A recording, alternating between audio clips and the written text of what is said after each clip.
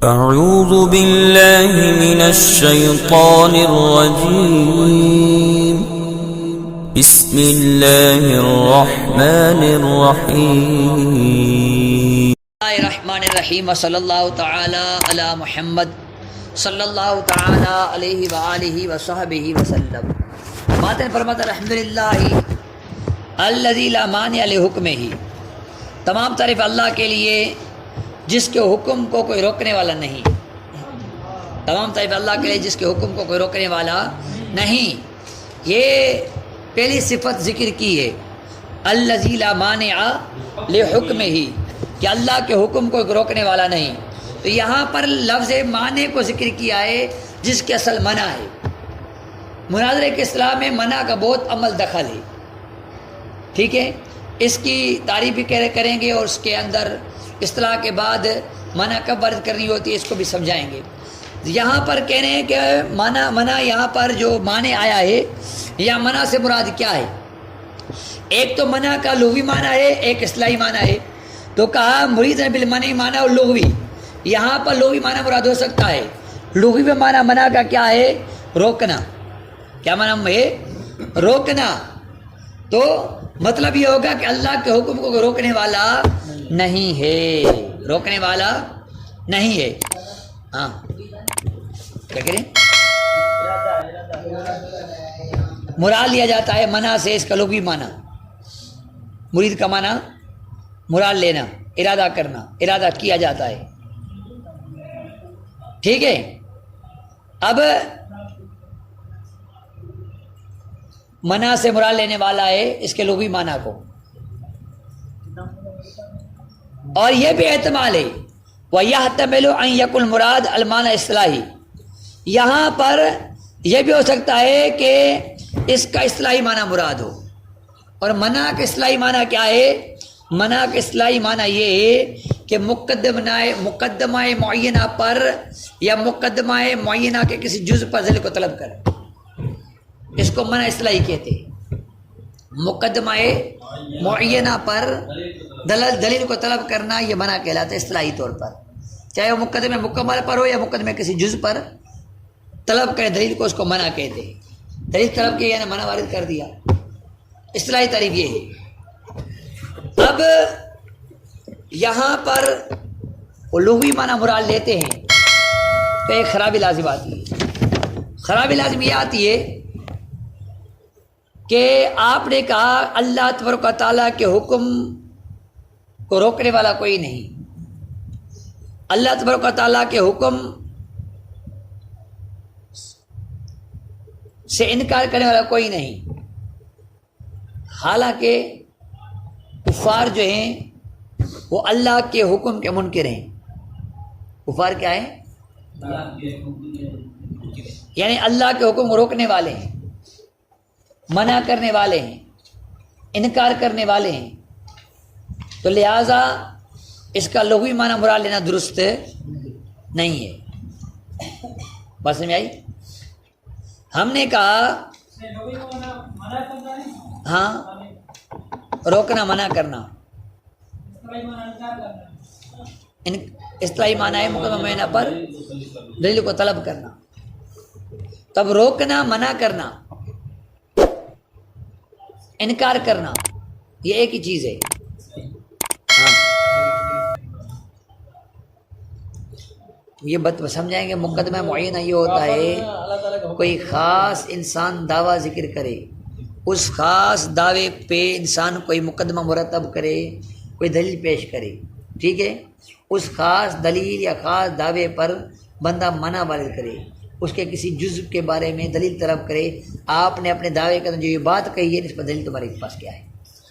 آپ نے جو دعویٰ کیا ہے وہ دعویٰ گویا کہ مقدمہ معینہ ہوتا ہے. وہ دعویٰ گویا کہ مقدمہ معینہ ہوتا ہے اور اس مقدمہ معینہ پر یا اس کے کسی جزء پر دلیل کو طلب کرنا یہ مقدمہ ممنوع بن جاتا ہے. اس کا نام ہے مقدمہ ممنوع. مقدمہ معینہ پر مقدمہ ممنوع ہوتا ہے. یہ بہت استعمال آگے ہوگی، منع وارد اس پر کریں گے. ٹھیک ہے. اس کا پریکٹیکل مثالیں آئیں گے انشاءاللہ. نہیں آئیں گے تو ہم ذکر کریں گے.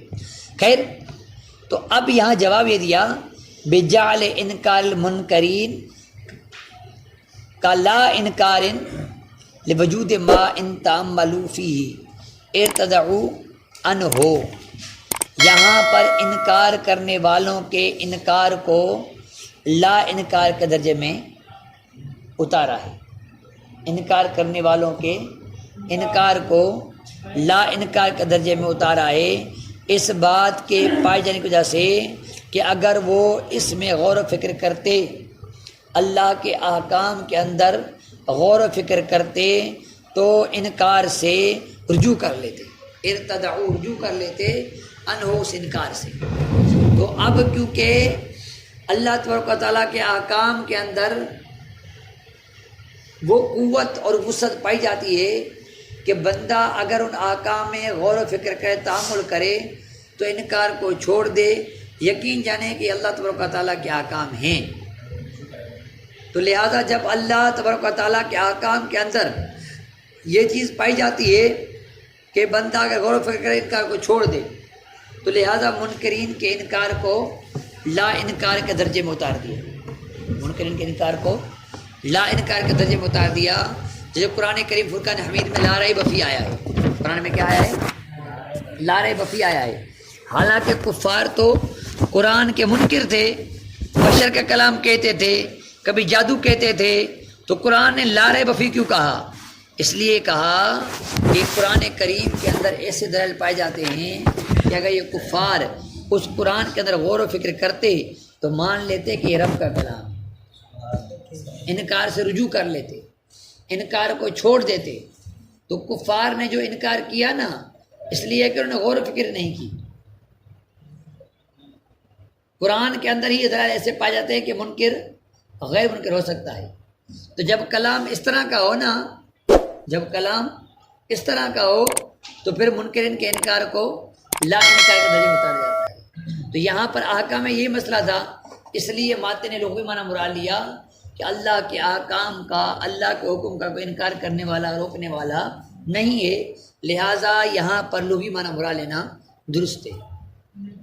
سمجھ میں آئی بات؟ درست ہے نا؟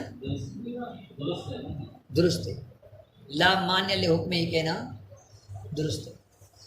اگلی بات، اگلی صفت اللہ پاک کی بیان کی، وَلَا نَاقِضَ لِقَضَائِهِ وَقَدْرِهِ، اور اللہ تبارک و تعالیٰ کی قضا، لا ریب فیہ کی وضاحت یہ ہے کہ قرآن کریم کے بارے میں یہ اعتراض ہوتا ہے کہ قرآن کریم اللہ کا کتاب ہے، جس سے کتاب کا انکار کرنے والی دنیا میں موجود ہیں۔ قرآن ہی کے اندر ان کو بشر کا کلام کہا گیا، جادو کہا گیا۔ تو اگر قرآن کے اندر شک کی گنجائش نہیں ہے، منکر نہیں ہے، تو انکار کرنے والے،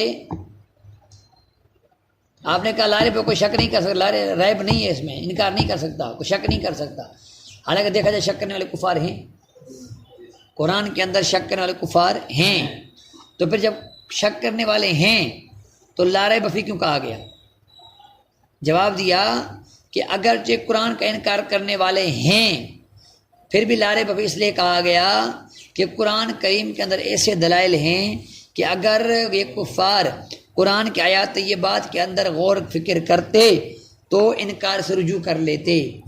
تو انہوں نے غور و فکر نہیں کیا، اس لیے منکر ہیں، غور و فکر کرتے تو منکر نہیں ہوتے۔ تو ایسا اگر کلام پایا جائے کہ جس کے اندر غور و فکر کرنے سے بندہ انکار سے رجوع کر سکتا ہے، تو وہاں پر انکار کو لا انکار کے درجے میں، منکر کو غیر منکر کے درجے میں اتارا جاتا ہے۔ متول کے اندر، مختصر کے اندر آپ نے پڑھا ہے، بھی پہ پڑھا ہے، صحیح ہے؟ سمجھے بات کو؟ تو اب یہ ربط ملا ہے اس سے، جس طرح اللہ کے قرآن کے اندر وسعت، طاقت ہے کہ اگر کفار غور و فکر کریں تو رجوع کر لیں انکار سے، اور قرآن کو واقعی اللہ کی کتاب مانیں، اسی طرح یہاں پر اللہ کے احکام کے اندر بھی غور و فکر کریں تو یہ مان جائیں کہ رب کے احکام میں اس کا کوئی انکار کرنے والا نہیں ہے۔ صحیح ہے؟ مثال کے طور پر موت رب کا حکم ہے، کوئی انکار کر سکتا ہے؟ نہیں کر سکتا۔ اسی طرح رب کے بے شمار احکام ہیں، تو رب نے حکم فرما دیا، اس کا کوئی منکر نہیں ہو سکتا۔ ولا ناقض لقضائه وقدره، آگے یہاں بیان کیا الحمدللہ ہی کہ تمام تعریف اس اللہ کے لیے، لا مانع الذی لا مانع لحکمہ ہی کہ جس کے حکم کو منع کرنے والا کوئی نہیں، ولا ناقض لقضاء و قدر ہی اور اس کی قضا اور قدر کو توڑنے والا کوئی نہیں، قضا اور قدر کو توڑنے والا کوئی نہیں۔ اللہ تبارک و تعالیٰ کے فیصلے اور تقدیر کو توڑنے والا کوئی نہیں، اللہ تبارک و تعالیٰ کے فیصلے اور تقدیر کو پھیرنے والا کوئی نہیں۔ یہاں پر وہ ہے بات مراد جو اللہ تبارک و تعالیٰ پہ علم میں بیان فرما دی، وَإِن مِّن شَيْءٍ إِلَّا عِندَنَا خَزَائِنُهُ وَمَا نُنَزِّلُهُ إِلَّا بِقَدْرٍ معلوم۔ اللہ تبارک و تعالیٰ نے وَمَا نُنَزِّلُهُ إِلَّا بِقَدْرٍ معلوم، اللہ تبارک و تعالیٰ نے جو فیصلہ جس کے لیے کر دیا اس فیصلے کے اندر ان کلمات کے اندر چینجنگ نہیں ہو سکتی۔ اللہ پاک نے جو تقدیر لکھ دی اس کے اندر چینجنگ نہیں ہو سکتی۔ یہ اس تقدیر کی بات ہو رہی ہے جس تقدیر میں تغیر نہیں ہوتا۔ تقدیر کی 3 قسمیں ہیں، ان میں سے ایک تقدیر وہ ہے جو رب کا فیصلہ ہوتی ہے، اس کو کوئی بھی نہیں پھیر سکتا، اس کو کوئی بھی نہیں پھیر سکتا۔ اللہ تبارک و تعالیٰ کی اس تقدیر کے بارے میں بات کر رہے ہیں، اس کی تقدیر اور فیصلے کو کوئی بھی انکار کرنے اور توڑنے والا نہیں ہے۔ ہر ایک کو اس کی تقدیر ماننی پڑتی ہے، فیصلہ ماننا پڑتا ہے۔ رب کا فیصلہ جو اس نظام کے بارے میں ہے اسی کے مطابق پورا نظام چلے گا۔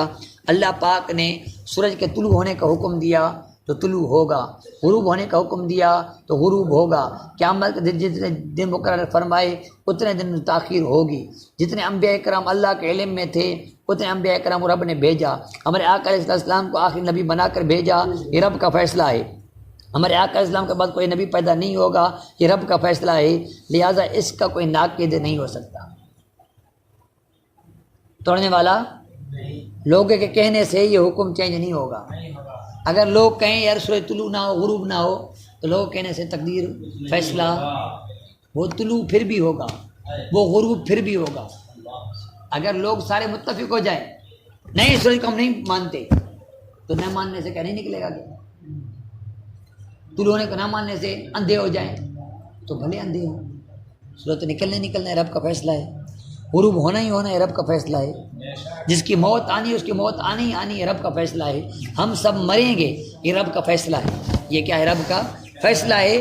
ہم میں سے کوئی بھی باقی نہیں بچے گا، سب مریں گے، یہ رب کا فیصلہ ہے۔ لا ناقدا لقضائہ و قدرہ، ہماری تقدیر میں موت لکھی جا چکی ہے، ہماری موت کا فیصلہ ہو چکا ہے، اب اس کو کوئی ٹال نہیں سکتا۔ بات سمجھے؟ کوئی اس کو توڑ نہیں سکتا، چاہے مانو نہ مانو مرو گے۔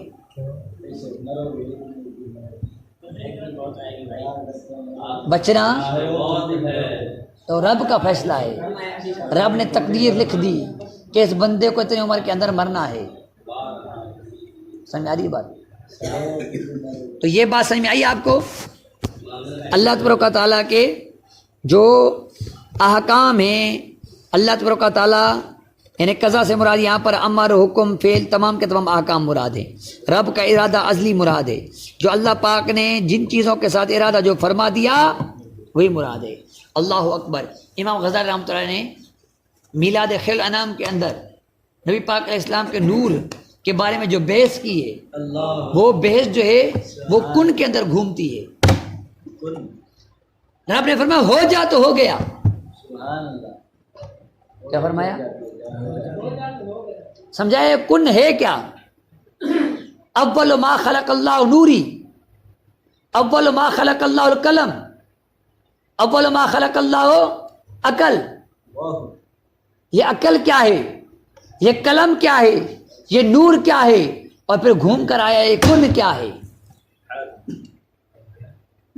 اگر آپ کو پڑھنا ہو عربی کے اندر عربی میں پڑھو، اردو کے اندر رسائل میلاد کے اندر یہ پہلا رسالہ ہے۔ نہیں، امام غزالی رحمۃ اللہ علیہ المیلاد فی خیر الانام میلاد خیر انام، یہ اردو کا ترجمہ ہے. تو اس کے اندر انہوں نے بحث کی ہے میلاد کے اوپر، اور کمال کی بحث کی ہے. نور کے بارے میں کمال کی بحث کی ہے، سرکار علیہ السلام پیدائش کے بارے میں کمال کی بحث کی ہے. اللہ پاک توفیق دو اس کتاب کو پڑھنا. الحمدللہ میں رات کو پڑھ رہا تھا، آپ نے دیکھا ہوگا، میں اس کتاب کو کافی الحمدللہ رات کو عشاء کے بعد یہاں پڑھا. مل جائے گی انشاءاللہ، مجھ سے رابطہ کیجیے گا. سمجھے بات؟ تو یہاں پر صرف یہ بات آئی کہ اللہ تبارک و تعالیٰ کے جو فیصلے ازلی ابدی ہیں، جو احکام ازلی ابدی ہیں، وہ ہو کر رہیں گے، وہ فیصلہ چینج ہونے والا نہیں ہے. اور تقدیر جو رب نے ارادہ فرما دیا وہ ہو کر رہ گیا، وہ ہو گیا، وہ ہو کر رہا، یوں کہہ سکتے ہیں. تو نبی پاک علیہ السلام کو اللہ نے آخری نبی بنایا ہے، تو آخری نبی یہی ہے. رب نے فیصلہ کیا اس کے بعد کوئی نبی پیدا نہیں ہوگا تو نہیں ہوگا. اگر دعویٰ کرنے والے نبوت کا جھوٹا دعویٰ کریں گے 40 کذاب پیدا ہوں گے، لیکن ان کے دعوے کرنے سے کوئی بات، کوئی فرق نہیں آئے گا. بھلے دعویٰ کرتے رہیں، نبی تو ہمارا آخری نبی آقا علیہ السلام ہے، اس کے علاوہ کوئی آخری نبی نہیں ہو سکتا.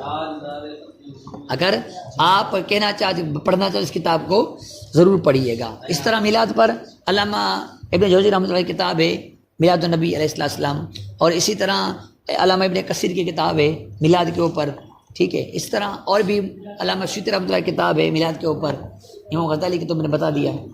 تو بڑے بڑے مصنفین جو پرانے مولانا کاری کی کتاب ہے میلاد کے اوپر، صحیح ہے.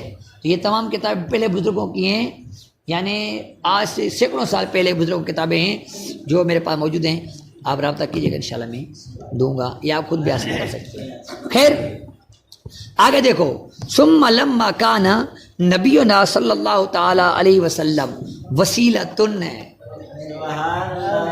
لوصول حکم ہی، لوصول حکم ہی الینا. پھر جب ہمارے آقا صلی اللہ علیہ وسلم اللہ تبارک و تعالیٰ کے حکم پہنچانے کے لیے ہمارے لیے وسیلہ بن کر آئے. وابتغوا الی الوسیلہ، رب کی طرف وسیلے کو تلاش کرو، رب کی طرف وسیلے کو تلاش کرو. ثم لما کان نبینا علیہ الصلوۃ والسلام وسیلۃ لوصول حکمہ الینا، پھر جب اللہ پاک نے ہمارے نبی علیہ السلام کو اپنے احکام کے پہنچانے کے لیے ہماری طرف وسیلہ بنا کر بھیجا. واصحابہ مرشدین لنا، اور ہمارے صحابہ کرام کو ہمارا مرشد بنایا، رہبر بنایا، ہادی بنایا.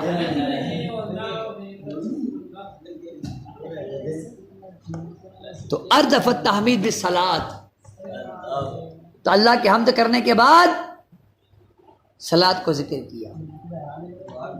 یعنی سوال یہ بنتا ہے کہ حمد کے بعد صلاۃ کو ذکر کیوں کیا؟ تو کہا حمد کے بعد صلاۃ کو اس لیے ذکر کیا، ہمارے آقا علیہ السلام اللہ کے احکام پہنچانے کا وسیلہ ہیں، اور ہمارے صحابہ کرام علیہم رضوان ہادی مادی ہیں، مرشد ہیں. جو قرآن ہم تک پہنچا صحابہ کرام کے وسیلے سے پہنچا. عجیب آدمی ہو، قرآن کو مانتے حدیث کو نہیں مانتے. عجیب آدمی ہو، قرآن کو مانتے حدیث کو نہیں مانتے. کیا تم کو پتہ نہیں کہ قرآن حدیث متواتر سے ثابت ہے؟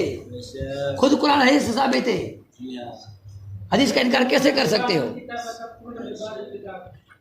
ہاں، بعض کا انکار کریں، بعض کا اقرار کریں، یہ تو اہل کتاب کی وصف ہے. سب کو ماننا چاہیے، جس کو ماننا واجب ہے. سب سے یہاں پر مراد نہیں کہ سب عقیدے والوں کو صحیح مانو، نہیں. یہاں سب سے مراد اللہ کو مانو، اس کے نبیوں کو مانو، رسولوں کو مانو، فرشتوں کو مانو، کتابوں کو مانو، ولیوں کو مانو، اہل بیت کو مانو، صحابہ کو مانو، اور مانو ایسے جسے ماننے کا حق ہے.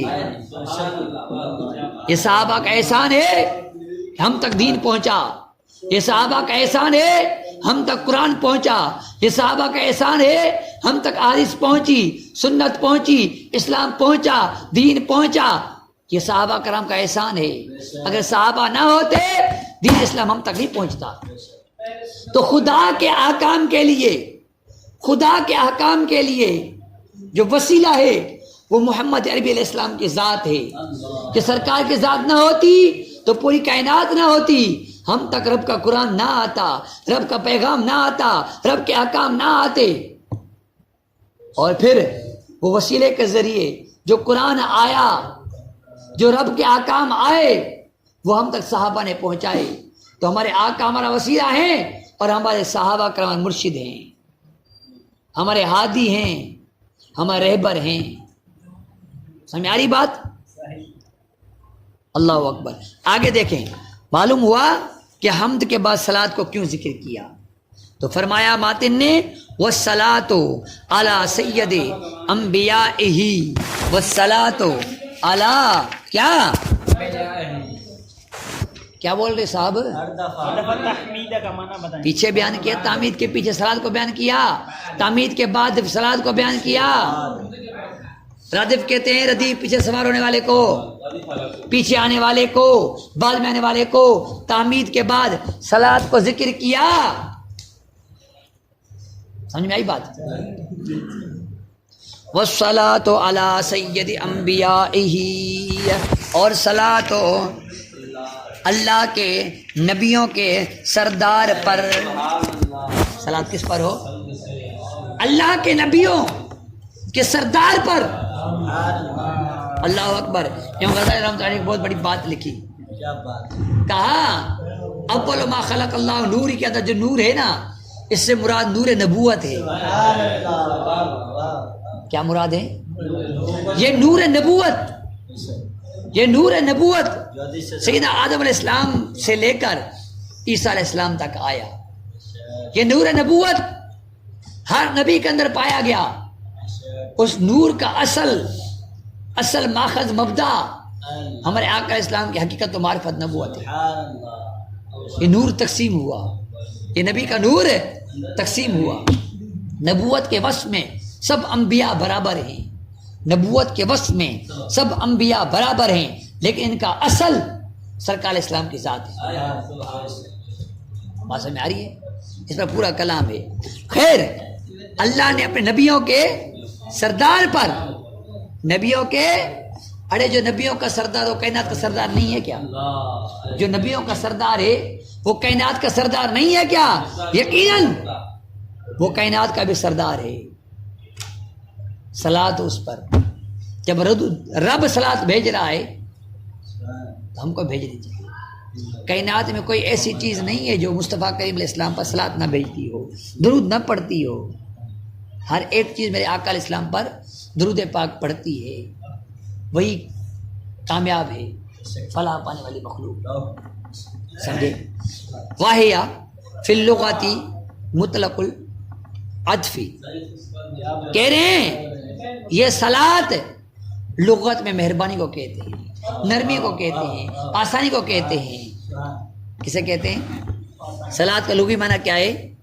مہربانی، نرمی، آسانی۔ ہاں، العطف، عطف نرمی کو کہتے ہیں، آسانی کو کہتے ہیں، مہربانی کو کہتے ہیں۔ کافی کے اندر مثال پڑھی ہے نا، اس کا باب مہربان ہے، عطوفاً لفظ آیا ہے۔ کیا ہے؟ عطوفاً۔ سمجھ آ رہی ہے بات؟ فَإِذَا نُصِبَتْ إِلَى اللَّهِ تَعَالَى يُرَادُ بِالرَّحْمَةُ الْكَامِلَةِ، کہہ رہے ہیں جب اس صلاۃ کی نسبت اللہ پاک کی طرف کی جائے تو اس سے کامل رحمت مراد ہوا کرتی ہے، یعنی اللہ پاک نے اپنے حبیب علیہ السلام پر کامل رحمت کو نازل فرمایا۔ اور جب رب اپنی کامل رحمت اپنے حبیب علیہ السلام پر رحمت نازل فرمائے تو مصطفیٰ کا چرچا اس پر کائنات میں ہوگا۔ رب کی رحمت ہے تو مصطفیٰ کا ذکر ہو رہا ہے، یہ رب کی رحمت ہے جو ہم میلاد منا رہے ہیں۔ بات سمجھ آ رہی ہے؟ وَإِذَا نُصِبَتْ إِلَى الْمَلَائِكَةِ، یراد بل استغفار، اور جب اس کی نسبت ملائکہ کی طرف کی جائے، اس کی نسبت تو اس سے مراد استغفار کو لیا جاتا ہے۔ اللہ اکبر، یہ استغفار کر رہے ہیں مصطفیٰ کریم کی امت کے لیے۔ جب کوئی درود پاک پڑھتا ہے، اللہ پاک اس درود پاک کی برکت سے ایک فرشتے کو پیدا کرتا ہے، وہ فرشتہ اس امتی کے لیے جنہیں درود پاک پڑھا ہے قیامت تک استغفار کرتا ہے۔ ارے درود تو آپ نے پڑھا ہے، فرشتہ آپ کو استغفار کرتا ہے۔ درود پاک پڑھنے سے بندے کو فائدہ ہوتا ہے نہیں ہوتا؟ ایک درود پاک پڑھائے، رب نے اس درود پاک کے صدقے فرشتہ پیدا کیا، یہی فرشتہ استغفار بندے کے لیے کر رہا ہے۔ اللہ نے فرمایا درود پڑھنے کا، اور وہاں درود ابراہیم میں اللہ تو بھیج۔ اللہ اکبر، یہ تو کمال ہے نا۔ ہم کیا، ہم بھی بھیجتے ہیں، خدا آپ جو خدا کا تو رحمت کاملہ ہوگی، خدا کا درود عظیم شان ہوگا۔ ہمارے کیا حیثیت کہ ہم اللہ کی دعا ہے، کہیں پر کیا مزاج ہے، کہیں پر کیا مزاج ہے صاحب؟ ہم نے کب بھیجا ہے؟ ہم کیا کہتے ہیں؟ کوئی بھی درود پاک کو ہم کیا کہتے ہیں؟ صلی اللہ علی محمد کہتے ہیں۔ درود ابراہیمی کے علاوہ کیا کہتے ہیں؟ اللہ محمد عربی پر درود بھیج، رحمت کاملہ بھیج، یہی تو کہتے ہیں۔ ہم کہتے ہیں الصلاۃ والسلام علیک یا رسول اللہ، صلاۃ و سلام ہو غیب بتانے والے نبی پر، غیب بتانے والے پر رحمت ہو۔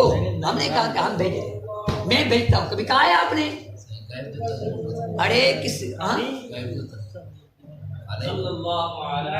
اے حبیب آپ پر، اے حبیب آپ پر صلاۃ و سلام ہو۔ ہم نے کب کہا کہ میں بھیجتا ہوں؟ کون سا درود پاک کا سیکھا جس میں کہتے ہو میں بھیجتا ہوں؟ کہاں ہے صاحب؟ اللہ ہمیں حکم دے رہا ہے اور ہم وہاں اللہ کے بعد ہمیں، تو ہم کو ایسے حکم دے رہا ہے جس رب نے حکم دیا ہے کہ اس طرح سلام صلات بھیجو۔ حضور ابراہیم صلی تو بھی آیا ہے خود، جس کا اعتراض کر صلی تو نہیں صلی ہے صاحب، غلط کیا ہے۔ حضور ابراہیم میں کیا پڑھتے ہو؟ صلی تو ہماری اوقات نہیں کہ ہم درود بھیجیں یار، ہم رب کی بارگاہ میں عرض کر سکتے ہیں، ہمارا کام عرض کرنا ہے۔ ہر درود پاک میں اللہ کی بارگاہ میں عرض کرتے ہیں مولا اپنے حبیب علیہ السلام پر تو ہی رحمت کو نازل فرما۔ سمجھ میں آ رہی ہے بات؟ وَإِذَا نُصِبَتْ عَلَى الْمُؤْمِنِينَ يُرَادُ بِهَا الدُّعَاء، اور جب اس صلاۃ کی نسبت مومنین کی طرف کی جائے اس سے مراد دعا ہوتی ہے۔ کیا ہوتی ہے؟ ہاں، فرشتے تو استغفار کرتے ہیں، وہ استغفار کرتے رب کی بارگاہ میں رہتے ہیں۔ استغفار کے گناہ ضروری نہیں ہے، استغفار کے لیے گناہ ضروری۔ ہمارے آقا اسلام معصوم ہیں، معصومہ کے سردار ہیں، پھر بھی استغفار کر رہے ہیں۔ فرشتے جو ہے معصوم ہیں، استغفار پھر بھی کر رہے ہیں۔ جی دونوں باتیں اپنے لیے بھی کر سکتے ہیں، امت کے لیے بھی کر سکتے ہیں۔ جب درود پاک آپ پڑھو گے تو آپ کے لیے کریں گے، اگر آپ درود پاک نہیں پڑھو گے اپنے لیے کر رہے ہوں گے۔ نبی نے معصوم نہیں ہے کہ وہ استغفار نہیں کرتے، وہ تو امت کے نہیں ہے، اپنے لیے کرتے ہیں۔ ان کے درجات بلند ہوتے ہیں، مراتب بلند ہوتے ہیں۔ رب کو استغفار پسند ہے، اللہ کو استغفار پسند ہے۔ مرتبہ بڑھانے کی دعا کر سکتے ہو، میرے آقا نور ہیں، پھر بھی دعا کریں مولا میرے قلب کو نور بنا، میرے آنکھوں کو نور بنا، میرے جسم کو نور بنا۔ کیا مطلب؟